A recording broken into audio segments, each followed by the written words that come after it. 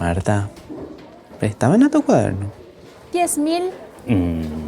Bueno, entonces. Se ha formado una pareja. Bueno, silencio. Ahora vamos a hacer una pequeña adivinanza. A quien conteste bien le va a valer puntos en el examen de hoy. ¿Cuál es el método anticonceptivo más seguro? ¡Pastilla! Condón. Pastilla. Condón. La abstinencia y retrasar el inicio de las relaciones sexuales son los métodos más seguros.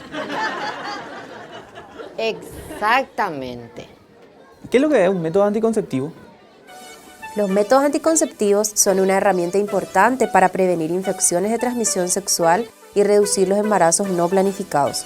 Nos permiten decidir en qué momento de nuestras vidas formar una familia. Ustedes saben que en los servicios del Ministerio de Salud, ustedes pueden ir y recibir asesoramiento sobre el cuidado de su salud sexual y reproductiva. En el caso de que alguien haya comenzado su vida sexual, hay información importante que tienen que conocer. Escuchen.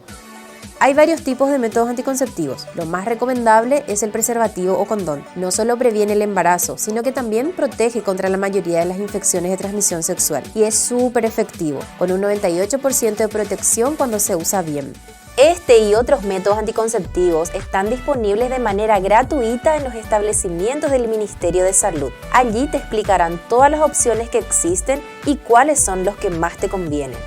En los servicios de atención integral para adolescentes podés recibir asesoría gratis y confidencial. Te escuchamos, te acompañamos.